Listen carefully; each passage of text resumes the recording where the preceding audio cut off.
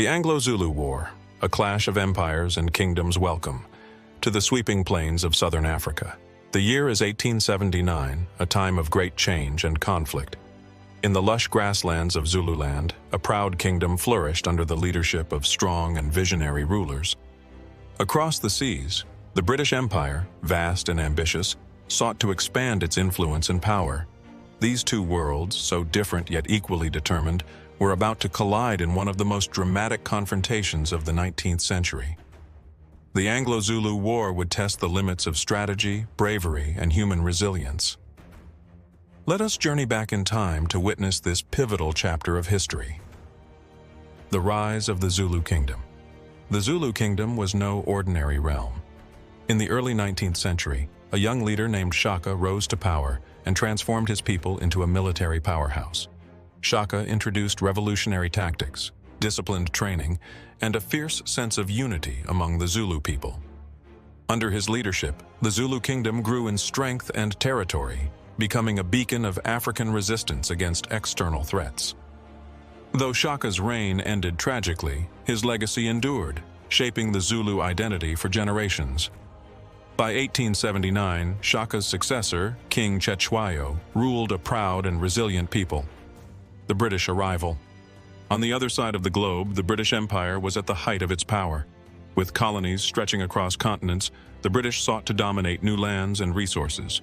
In southern Africa, they faced resistance from both indigenous kingdoms and rival European settlers. By the 1870s, British officials were determined to bring the Zulu Kingdom under their control, believing it to be an obstacle to their vision of a unified South Africa under British rule. Their arrival in Zululand was not one of peaceful negotiation, but of calculated aggression. The ultimatum. The British strategy began with an ultimatum, delivered in December 1878. They demanded that King Cetshwayo disband his army, accept British oversight, and comply with a list of conditions that undermined his authority. For the Zulu people, this ultimatum was an insult to their sovereignty and a challenge to their way of life. King Cetshwayo, a proud leader, refused to bow to foreign demands. His defiance marked the beginning of a war that would test the strength and resolve of both nations. The war begins. In January 1879, British forces crossed the Buffalo River into Zululand, officially beginning the war. The British believed their superior firepower and discipline would guarantee a swift victory. However, they underestimated the skill and determination of the Zulu warriors. As the British advanced deeper into Zululand, the stage was set for one of the most dramatic battles in colonial history. The Battle of Isandlwana. The Battle of Isandlwana, on January 22, 1879, was a stunning upset. The Zulus, under the command of capable generals, used strategic ingenuity and overwhelming numbers to annihilate a British force of 1,800 soldiers. For the British, it was a humiliating defeat, one of the worst in their colonial history.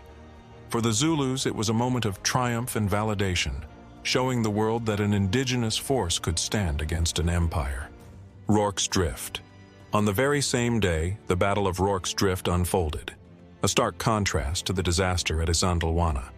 At a small mission station, 150 British soldiers defended their position against an onslaught of 4,000 Zulu warriors. For 2 grueling days and nights, they held their ground, earning 11 Victoria Crosses, the highest military honor. Rorke's Drift became a symbol of British courage and resilience, though it overshadowed the bravery of the Zulu warriors who fought so fiercely. The turning tide. Despite early Zulu victories, the British regrouped. Reinforcements arrived, bringing devastating firepower, including cannons and Gatling guns. The British began a systematic campaign to destroy Zulu strongholds and erode their morale. The war, once marked by bold clashes, became a grinding effort to break Zulu resistance. The fall of Ulundi. The final chapter of the war unfolded at Ulundi, the Zulu capital. On July 4, 1879, the British launched a devastating attack, using disciplined formations and superior firepower to crush the Zulu resistance. The once proud Zulu Kingdom was left in ruins, and King Cetshwayo was captured.